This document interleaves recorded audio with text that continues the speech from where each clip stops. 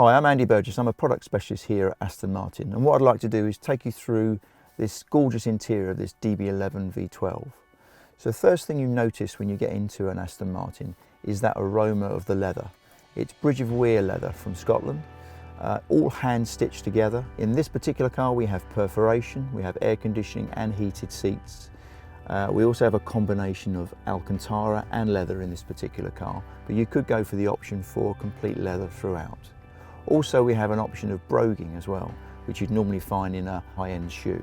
The switchgear, the paddles, there's an authenticity about them. There's real materials. It's real metal and also glass on the switchgear as well.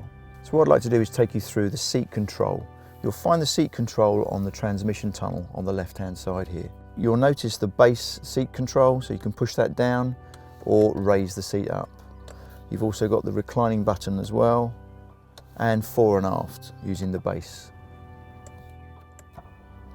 You've got 3 memory positions, and you've also got lumbar in terms of lumbar at the lower back, middle of the back, and also in the base of the seat, and lumbar support in the side bolsters, so you can bring and squeeze those in depending on the size of your frame.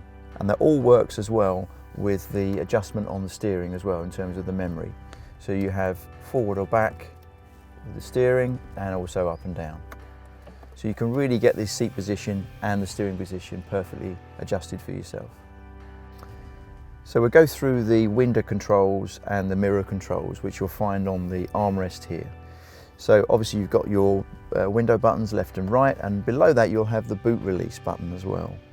So at the top you'll have a beautifully finished chrome button. So if you use that, flick to the right hand side for this mirror here, and then we'll use the black joypad to actually adjust the mirror.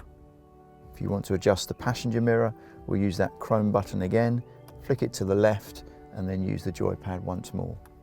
So let's now go through the ventilation controls, or some of the controls that you'll find on the waterfall here.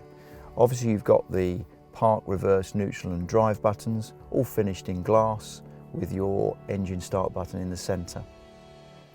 Now to operate these buttons you'll always need your foot on the brake for that to happen.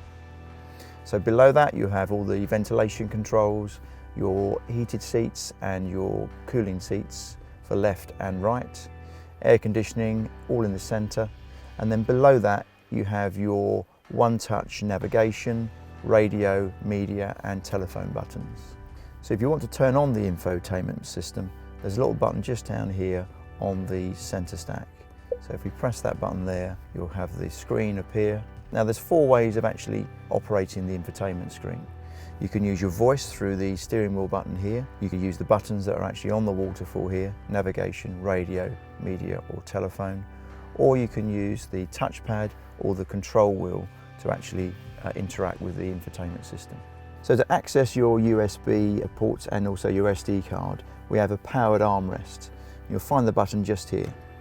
Also that will expose your cup holders as well, left and right, and you'll notice your USB and your SD card at the back here, so you can plug your phone in for charging. Press it again and then your armrest will come back. So there's some controls on the steering wheel which we're going to take you through now. Now we've already spoke about the sport button for the engine and the gearbox and the suspension button, but you also have the volume button on the left hand side here, so you can scroll up and down the volume. On the right hand side you have the controls to operate the screen on the right hand side of the binnacle here. If you go into the home screen using the home button, then you have the trip, navigation, radio, media, and again you can use the scroll button here to scroll through. If you want to choose one of those, then you press the actual scroll button itself and it will come up with the choice that you've made. If you want to go back, use the go back button, it takes you back to that menu. You've also got your telephone answering buttons as well, so to answer on the right hand side and to hang up on the left hand side. So that concludes the interior of this beautiful DB11 V12. So if you'd like to actually take advantage of driving this particular car or actually sitting in it and playing with all the controls as we have been, visit your local dealership. I'm sure they'll be able to assist in that process.